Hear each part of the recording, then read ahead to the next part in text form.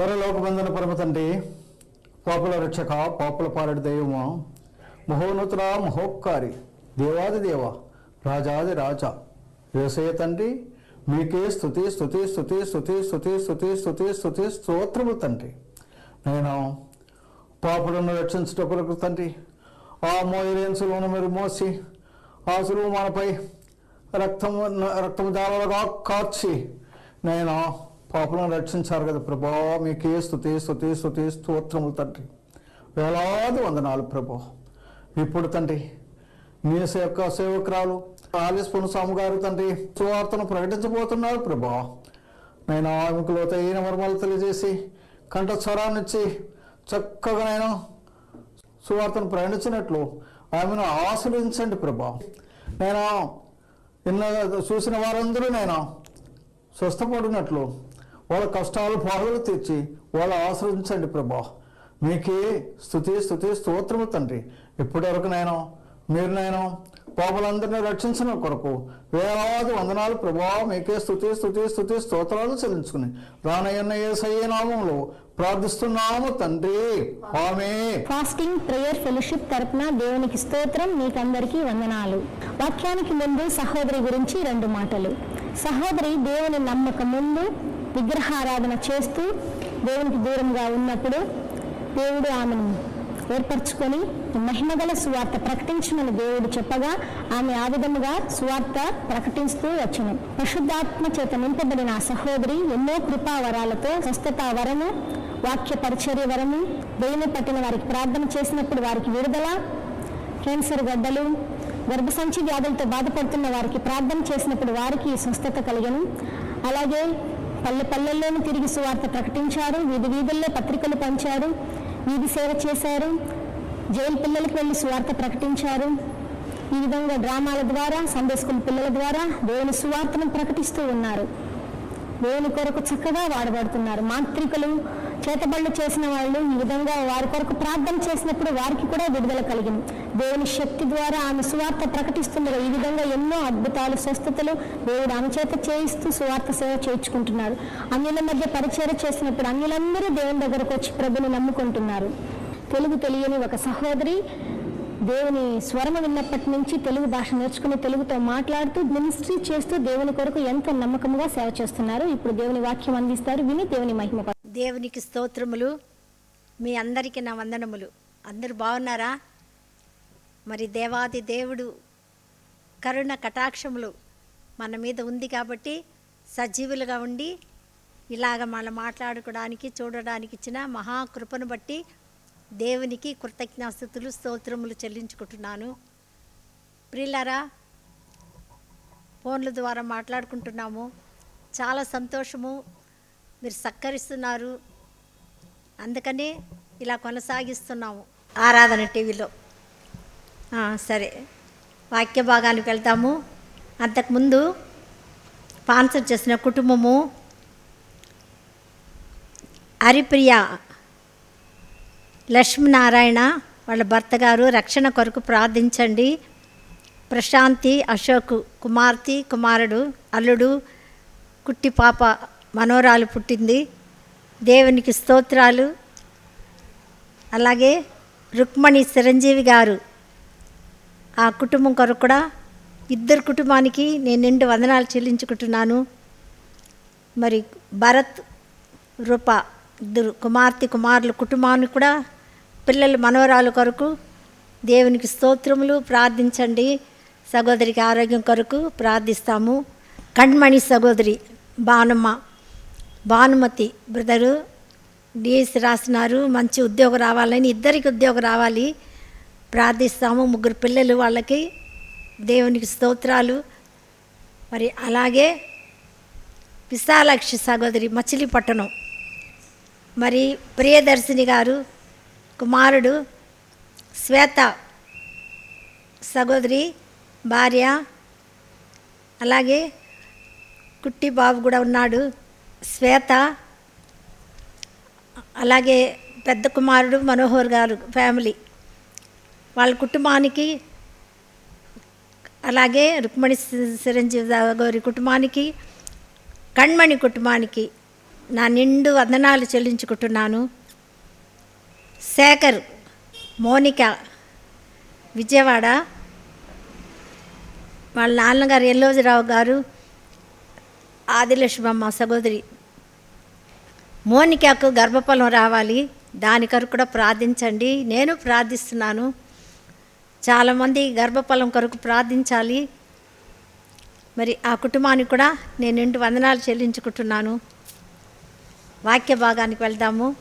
ఆదికాండము 39వ అధ్యాయం 39 2వ వచనం. యెహోవా యోసేపుకు తోడై ఉండెను కనుక అతడు వర్ధిల్లుచు తన యజమానుడగు ఆ ఐగుప్తుని ఇంట ఉండెను.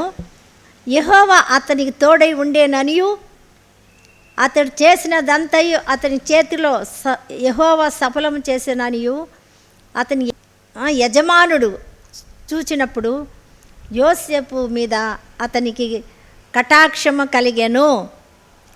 మనము కటాక్షం గురించి ధ్యానిస్తున్నాం కదా, కనుక ఇప్పుడు కూడా ప్రార్థించుకుందాం. జీవగల దేవా, ప్రేమగల తండ్రి, నమ్మకమైన ప్రభా, నీకు వందనములు, కృతజ్ఞాస్తుతులు, స్తోత్రములు తండ్రి. దయాదాక్షిణ పూర్ణుడా, నీకు స్తోత్రం. స్పాన్సర్ చేసిన కుటుంబాలని ఆశీర్వదించండి అయ్యా. వాళ్ళ కొరతలన్నీ నింపండి, అవసరం తీర్చండి ప్రభా. అలాగే నాయన, చదివిన వాక్యాన్ని వివరించటే యోగ్యత నాకు లేదు నాయన. మీరే మాట్లాడమని, మీ నామానికే మహిమ తెచ్చుకోమని యేసుక్రీస్తు ఘనమైన శక్తిగల నామంలో స్తుతిస్తూ సహాయం కోరేత వినయంతో వేడుకుంటున్నాం పరలోకమందున మా తండ్రి. ఆమేన్. ప్రియులారా, యోసేపును ఐగుప్తు తీసుకొని వచ్చినప్పుడు ఫరో యొక్క ఉద్యోగస్తుడు, రాజ సంరక్షక సేనాధిపతియు నైనా పోతీఫరును ఒక ఐగుప్తుడుకు అక్కడికి అతన్ని తీసుకొని వచ్చిన ఇష్మాయేలీల యొద్ద అతని కొన్నాడు. యోసేపును కొనుక్కున్నాడు. అది ఎలా అని మనకు తెలుసు కదా. వాళ్ళ అన్నలందరూ ఏం చేశారు, బావిలో వేసినప్పుడు అమ్మేస్తాం, ఊరికి ఎందుకు బావిలో వెళ్ళాలా అని చెప్పి అమ్మారు. అది కొనుక్కొని వచ్చి ఇక్కడ ఐగుప్తుకు తీసుకొచ్చారు. వారి దేవుడే యోసేపు యొక్క మంచితనాన్ని, నమ్మకాన్ని, నీతిగా ఉన్నాడని మెరిగి కాపుదలా ఉన్నాడు. యేసు ప్రభు దేవుడు తోడై ఉన్నాడు కనుకనే చేసిన పనులన్నీ సఫలమవుంది. యెహోవా తోడుగా ఉన్నాడు.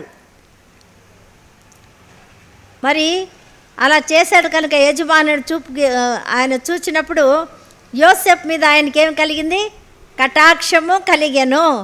కనుక అతని యొద్ద పరిచర్య చేయువాడాయను. మరియు అతడు ఇంటి మీద విచారణకర్తగా అతన్ని నియమించి తనకు కలిగినదంతయు అతని చేత అప్పగించెను. అతడు తన ఇంటి మీదను తనకు కలిగినదంతటి మీదను అతని విచారణకర్తగా నియమించిన కాలము మొదలుకొని యెహోవా యోసేపు నిమిత్తము ఆ ఐగుప్తుని ఇంటిని ఆశీర్వదించెను. యెహోవా ఆశీర్వాదము ఇంటిలోనేమి పొలములోనేమి అతనికి కలిగిన సమస్తం మీద ఉండెను కదా. సమస్తం మీద అతడు తను కలిగినదంతా యోసేపు చేతికే అప్పగించాడు. బా, ఎంత దీవెన కదా. యోసేపు ఎన్ని ఆశీర్వాదాలు చూడండి. వాళ్ళ అన్నలు, వాళ్ళ తల్లిదండ్రులు అంటే ద్వేషించారు, కళకని కళ చెప్పినందుకే. కానీ అన్నలు కూడా రంగురంగుల వస్త్రాలు కుట్టేస్తాడు. నాన్న ఆయన ఒక్కడనే ప్రేమిస్తున్నాడు, మనలంతా సరిగ్గా చూడటం లేదు అని అసూయపడ్డారు, పగబట్టారు. మన మీద కూడా చాలామంది కొంచెం బాగొస్తుంటే, వర్ధిల్లుతుంటే, దేవుడు దీవిస్తుంటే, దేవుని కరుణ కటాక్షం ఉంటే ఏమవుతుందో చాలామందికి అది సాతానుకు అసూయ, పగ, కుట్ర. దేవుని పిల్లల మీద సాతానుడే పగబట్టేది. అవును ప్రియులారా, మనుషుల్లో ప్రవేశించి పగబడతాడు, అసూయ చూపిస్తాడు. కనుక ఇక్కడ కూడా మనం యోసేపు మీద అలా జరిగింది. కానీ అలా మంచిగా దేవుడు వర్ధిల్లుతూ చేస్తున్నప్పుడు ఒక చిన్న శోధన కలిగింది. చిన్నది కాదు, పెద్దదే. ఐగుప్తులో కొత్త దేశము, కొత్త చోటు, కొత్త స్థలములో వాళ్ళు భార్య యజమానుడు అన్నీ అప్పగిచ్చాడు, చాలా బాగా చూసుకుంటున్నాడు. కానీ వాళ్ళ భార్య ఏం చేసింది? నాతో సైనించు అని మాటికి మాట్లాడుతూ చెప్తూ ఉన్నప్పుడు ఒకే మాట అన్నాడు యోసేపు. ఏమన్నాడంటే, నీవు అతని భార్య అయినందున నిన్ను తప్ప మరి దేనిని నాకు అప్పగింపక ఉండలేదు. కాబట్టి నేను ఎట్లు ఇంత ఘోరమైన దుష్కార్యము చేసి దేవునికి విరోధముగా పాపము కట్టుకుందునని తన యజమాని భార్యతో అనేను. ఇంత ఘోరమైన దుష్కార్యం దేవుని ఎదుట నేను ఎలా చెయ్యగలను అని చెప్పి పారిపోయాడు యవ్వనుడు. అవును ప్రియులారా, ఈ కాలం యవ్వనులు ఎంత భయంకర స్థితిలో ఉన్నారో. కానీ యోసేపు దేవునికి విరోధంగా చేయకూడదని ఆయన దేవునికి అప్పగించుకున్నాడు కనుక పారిపోయాడు. అయితే ఆమె నింద మోసింది, అన్యాయంగా నింద మోసి సరసాలు పాలయ్యాడు. అవును ప్రియులారా, సరసాల్లో ఉన్నా ఎక్కడ ఉన్నా దేవుని దీవెనలు దేవుడు చూచుచున్న దేవుడు. 21వ వచనములో యోసేపునకు తోడై ఉండి అతని యందు కనికరపడి అతని మీద ఆ సరసాల యొక్క అధిపతికి కటాక్షము కలుగునట్లు చేశాను. చూడండి, ఎక్కడ వెళ్ళినా దేవుని పిల్లలు ఎక్కడ ఉండినా దేవుడు తోడై ఉంటే అక్కడ ఉండే మనుషుల దగ్గర కూడా కటాక్షము పొందుకుంటాం. సరసాల అధిపతి ఆ సరసాలలో ఉన్న ఖైదీలందరినీ యోసేపు చేతికి అప్పగించాడు. ఇక్కడేమో ఇల్లుని అప్పగించాడు, ఆస్తిని అప్పగించాడు. కానీ ఇక్కడ సరసాల్లో వేశారు. సరసాలన్నా కోర్టు అన్నా అవమానంగా చూస్తారు కదా. కానీ ఎంత గొప్ప దేవుడు అంటే యోసేపు అక్కడ కూడా ఖైదీలందరినీ ఆయనకు అప్పగించాడు. వారు అక్కడ ఏమి చేసిరో అంతయు అతడే చేయువాడు. యెహోవా అతనికి తోడైన ఉండెను కనుక ఆ సరసాలాధిపతి అతని చేతికి అప్పగింపబడిన దేని గూర్చియు విచారణ చేయక ఉండెను. అతడు చేయనది యావత్తు యెహోవా సఫలమగునట్లు చేసేను. దేవునికి స్తోత్రం, దేవునికి వందనాలు. అవును ప్రియులారా, చూడండి ఎంత నమ్మకంగా సరసాల అధిపతి కూడా ఏం చేశాడు? అన్ని సమస్య అప్పగిచ్చాడు. మరి ఏం చేస్తున్నామని విచారణగా చేయలేదు. అయితే విచారణ చేయకపోయినా దేవుడు ఏం చేశాడు? ఆ కార్యాలన్నీ యావత్తు యెహోవా సఫలం చేశాను. ఆ చేసే పనులన్నీ యెహోవా సఫలం చేశాను అని మనం చూస్తున్నాం. అలాగే 47 ఆదికాండము 47వ అధ్యాయము 25వ వచనం చూస్తాం. 47వ అధ్యాయము 25వ వచనం 23ని చెప్తాను. యోసేపు, ఇదిగో నేడు మిమ్మును మీ భూములను ఫరో కొరకు కొని ఉన్నాను. ఇదిగో మీకు విత్తనములు పొలములోను బిత్తుడి, పంటలో 5వ భాగం మీరు ఫరోకు ఇవ్వవలెను. 4వ భాగములు పొలములలో విత్తుటకును మీకును మీ కుటుంబపు వారికి ఆహారమగును, మీ పిల్లలకు ఆహారమునకును మీవై ఉండునని ప్రజలతో చెప్పగా వారు, నీవు మమ్మను బ్రతికించితివి. ఏలిన వారి కటాక్షము, ఇప్పుడు యోసేపు కటాక్షము చెప్తున్నారు వాళ్ళ అన్నలు. ఏలిన వారి కటాక్షము మా మీద ఉండనిము, ఫరోకు దాసులగుదుమని చెప్పిరి. అప్పుడు 5వ భాగం ఫరోదని నేటి వరకు యోసేపు ఐగుప్తు భూములను గూర్చి కట్టడ నియమించెను. యాజకుల భూముల మాత్రమే వినాయింపబడెను, అవి ఫరోవి కావు. ఇశ్రాయేలీలు ఐగుప్తు దేశము అందలి గోషేను ప్రదేశంలో నివసించిరి. అందులో వారు ఆస్తి సంపాదించుకొని సంతాన అభివృద్ధి పొంది మిగుల విస్తరించిరి. దేవునికి స్తోత్రం. యోసేపు చూశారా ప్రియులారా, ఎలాగ వాళ్ళ అన్నయ్యలు ఎలా కొట్టారు, బావులు తోశారు. అన్న అన్న అన్న అని ఉంటాడు కదా, అప్పుడు రాళ్ళేసి కొట్టి చంపాలని చూశారు. కానీ వాళ్ళు రక్తపాతకు ఉండకూడదు రూబేన్ చెప్పినందువల్ల వాళ్ళు అలా చేయకుండా దేవుడు కటాక్షం, దేవుని కరుణ, దేవుని కృప ఆ మార్గంలో ఇష్మాయేలు సంతానం వాళ్ళు మరి ఆ మార్గంలో వస్తూ ఉన్నారు. ఆ మార్గంలో వచ్చిన వారికి ఏం చేశారు? వాళ్ళు అమ్మి వేశారు. వర్తకులు ఆ దారిలో దేవుడే పంపాడు. దేవుడే పంపి దేవుడే వారిని తీసి ప్రాణం పోకుండా అమ్మి వేశారు. దేవుని యొక్క సంకల్పము, దేవుని యొక్క ప్రణాళిక ప్రజలందరూ రక్షింపబడాలని, తన ప్రజలు ఇశ్రాయేలు జనాలంతా బ్రతకాలని ముందుగానే నిర్ణయించాడు దేవుడు. అవును ప్రియులారా, మన పక్షాన కూడా దేవుడు ఒక నిర్ణయం పెట్టుకొని ఉంటాడు, సంకల్పం ఉంటుంది.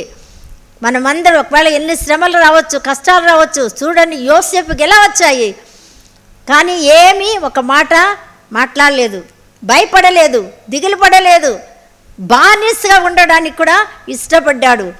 కానీ అక్కడ కూడా శోధన జయించాడు, కానీ చెరసాల పాలయ్యాడు. అలా అయినా పర్వాలేదని అక్కడ దేవుడు తోడుగా ఉండి చెరసాల అధిపతితో కటాక్షించాడు.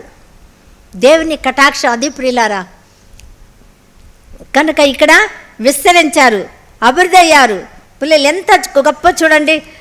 మరి అలాగే నిర్గమకాండము 33వ అధ్యాయంలో మోషే ఏం చేస్తాడంటే 12వ వచనం చదువుతా. మోషే యెహోవాతో ఇట్లా, నేను చూడుము, ఈ ప్రజల తోడుకొని పొమ్మని నీవు నాతో చెప్పుచున్నావు, కానీ నాతో ఎవరిని పంపెదవో అది నాకు తెలుపలేదు. నేను నీ పేరును బట్టి నిన్ను ఎరిగి ఉన్నాననియు నా కటాక్షము నీకు కలిగినదనియు చెప్పితివి కదా. దేవుడు మాటలు మోషే దేవునికే చెప్తున్నాడు. నువ్వు చెప్పావు కదా నా కటాక్షము నీ కలుగునని అని చెప్తున్నాడు. కాబట్టి నీ కటాక్షము నా ఎడల కలిగిన ఎడల, నీ కటాక్షము నా ఎడల కలుగునట్లుగా దయచేసి నీ మార్గమును నాకు తెలుపుము, అప్పుడు నేను నిన్ను తెలుసుకొందును. చిత్తగించుము, ఈ జనము నీ ప్రజలే కదా అనేను.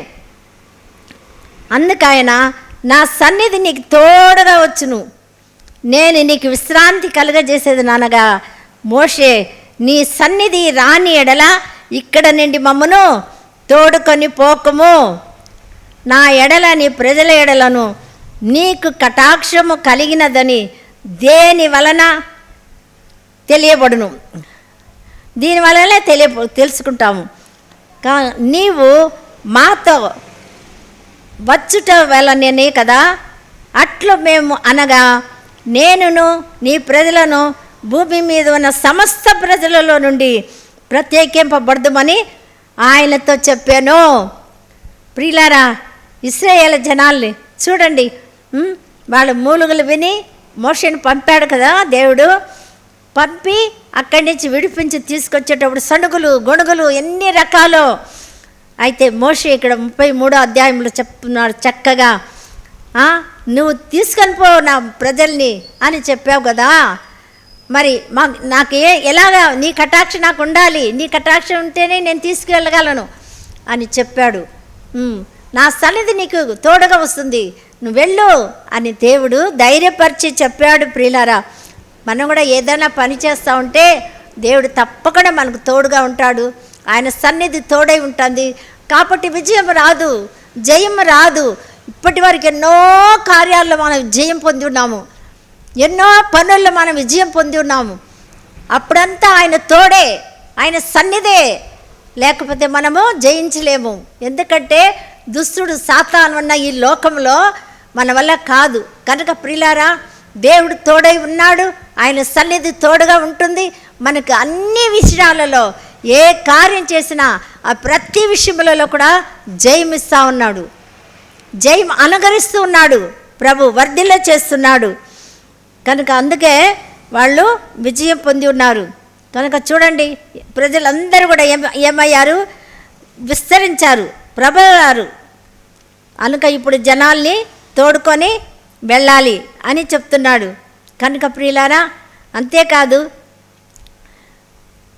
మోషే అడుగుతా ఉన్నాడు, నీ మీద నాకు కటాక్షం కలిగినదని నీ పేరుని బట్టి నిన్ను ఎరుగుదును, మోషేతో చెప్పగా మోషేనే చెప్తున్నాడు దేవుడు, అతడు దయచేసి నీ మహిమ నాకు చూపు, ఆయన నా మంచితనం అంతయు నీ ఎదుట కనపరిచెదను, యెహోవాను నామము నీ ఎదుట ప్రకటించెదను, నేను కరుణించిన వాడినే కరుణించేదను, ఎవని ఎందుకు కనికరం చూపుదునో వాని ఎందే కనికరం చూపుదును, మరి ఆయన నీవు నా ముఖము చూడజాలవు, ఏ నరుడును నన్ను చూచి బ్రతకడా నేను.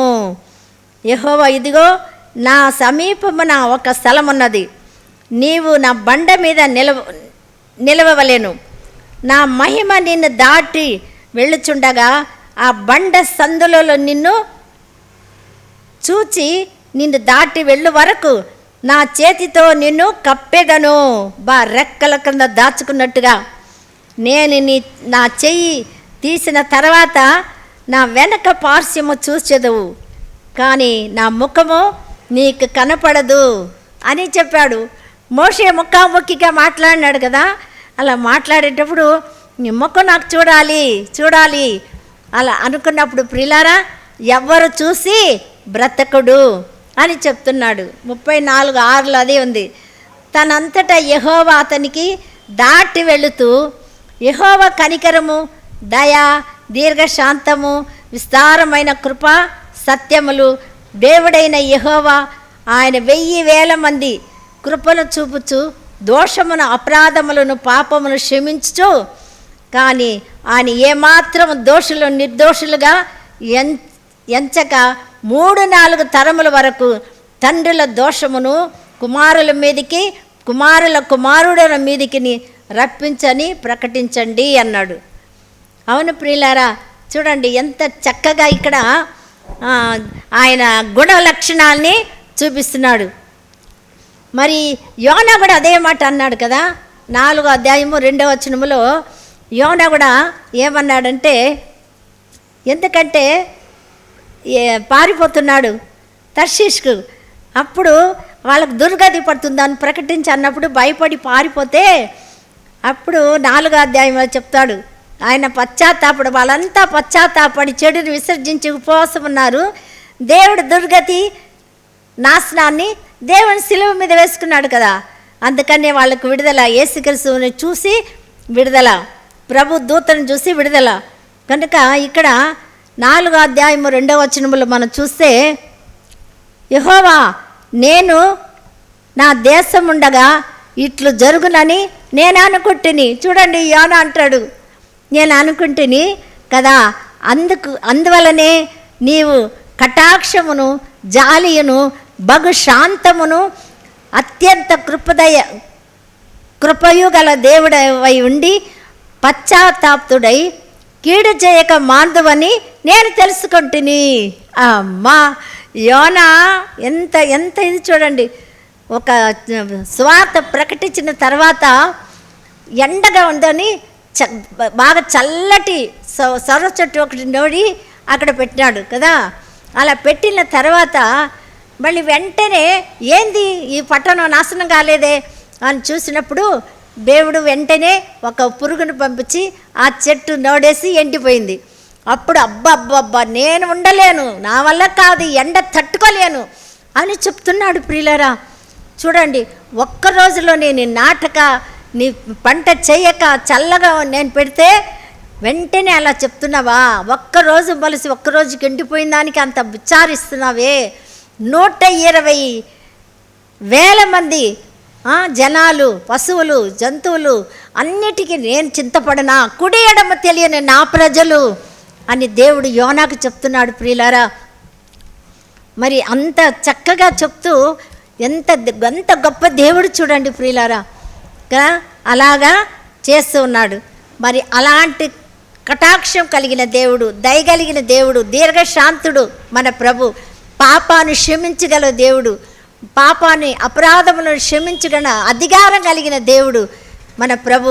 అందుకే ఇక్కడ ఎవరు చూడడు అన్నారు, కానీ ఆ గుణగణాలు కలిగిన మన ప్రభువైన యేసుక్రీస్తు శరీరధారి అయి లోకానికి దిగి వచ్చాడు. ఆ సిలువకు వచ్చి ఆయన ప్రాణం పెట్టి రక్తం కార్చి ఆ గుణగణాల్ని, దయా శాంతిని, కటాక్షమును మన పట్ల చూపించి దేవుడు మనల్ని కనికరించాడు. కనుక ప్రియులారా, అలాంటి గొప్ప దేవుని అందు విశ్వాసం ఉంచి రక్షణ పొంది నిత్య జీవం పొందుకుందామా? మన దేవుడు కటాక్షం కలిగిన దేవుడు, కరుణ గల దేవుడు, దయగలిగిన దేవుడు. కనుక ఆయన వైపు చూస్తాం. దిగులు పడకండి, దుఃఖపడకండి, వేదన పడకండి. మరి కొద్ది వాక్య దేవుడు ఆశీర్వదించును గాక. ఆమేన్. దయగల దేవా, కృపగల తండ్రి, పరిశుద్ధుడా, నీకు వందనాలు స్తోత్రాలు చెల్లించుకుంటున్నాను. మహోన్నతుడా, మహాగణుడా, నీకు స్తోత్రము నాయన. నువ్వు ఎంత జాలి, ఎంత కరుణ కటాక్షం కలిగిన దేవుడు అయ్యా. నీకు వందనాలు. స్తోత్రం ప్రభువా, స్తోత్రం నాయనా తండ్రి. ప్రభా, ఎంత భయంకరంగా నాయన యోసేపుని ప్రభా తండ్రి వాళ్ళ అన్నలు అలాగే చిత్రం చేసి కొట్టి నాయన హింస పెడుతుంటే దేవా, మీ యొక్క దయ కటాక్షాన్ని వాళ్ళ అన్నల మీద చూపించాడు తండ్రి. అంత మంచి మనసు క్రీస్తుని పోలి మాకు కూడా దయచేయండి. అలాంటి మంచి హృదయాన్ని మాకు అనుకరించమని ప్రభా తండ్రి. ఇతరులు ఎంతోమంది నశించిపోతున్నారు, వాళ్ళకి రక్షణ మార్గాలను చూపించే సహాయం చేయండి నాయన. దయామయుడా, కరుణామయుడా, పరిపూర్ణుడా, ఇదిగో తండ్రి స్పాన్సర్ చేసిన కుటుంబాల్ని ఆశీర్వదించండి. వాళ్ళ కుటుంబంలో ఉండే కొరతలన్నీ నింపండి. వింటున్నవారు, వీక్షిస్తున్న వాళ్ళందరి కుటుంబాల్ని, ఫోన్ల ద్వారా చేస్తున్న కుటుంబాల్ని ఆశీర్వదించి రాజా. వాళ్ళ కొరతలన్నీ నింపి వాళ్ళ అవసరం తీర్చి వాళ్ళ అక్కర్లు తీర్చండి. రక్షణ లేని వారికి రక్షణ దయచేయమని ప్రేమగల ప్రభా. ఇదిగా నా తండ్రి, ఇంకా అలాగే చదువుకున్న వాళ్ళు, టీఎస్సీ రాసిన వాళ్ళకి మంచి ఉద్యోగాలు దయచేయండి నాయన. వివాహం కాని వాళ్ళకి వివాహం జరిగించండి. గర్భఫలం లేని వాళ్ళు జ్ఞాపకం చేసుకోండి అయ్యా నాయన. చక్కటి గర్భఫలం దయచేయమని ప్రార్థిస్తున్నాను. సుఖప్రసవం దయచేయండి. తల్లి బిడ్డలు క్షేమంగా ఉంచండి ప్రభువా. ఓ గొప్ప దేవా, నీకు వందనాలు స్తోత్రములు నాయన. నాయనా తండ్రి, కోర్టు విషయంలో కూడా న్యాయం చేయండి. నువ్వు న్యాయాధిపతివి, అద్భుతం చేయండి ప్రభువా. లోను తీరిపోయింది, రావాల్సిన వారిని సహాయం చేయండి నాయన. ప్రతి బిజినెస్ వాళ్ళని కూడా దీవించమని, దూర దేశంలో ఉండే వాళ్ళని ఆశీర్వదించమని, ఘనత మహిమ ప్రభావాలు మీరే పొందుకోమని, విత్తన వాక్య నీరు కట్టి ఫలింప చేయమని యేసుక్రీస్తు నామములో స్తుతిస్తూ ప్రార్థించి అడిగి వేడుకుంటున్నాం పరలోకమందున మా తండ్రి. ఆమేన్. మీ అందరికీ నా వందనములు. దేవుడు నీకు తోడై ఉండునుగాక.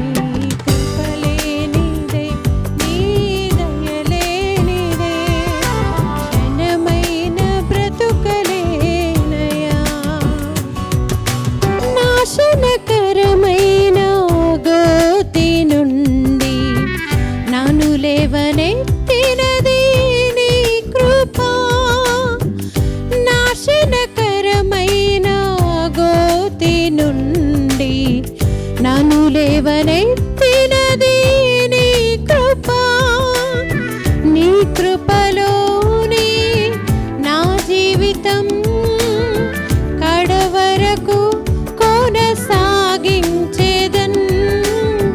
నీ కృపలోనే నా జీవితం కడవరకు కొనసాగించేదన్.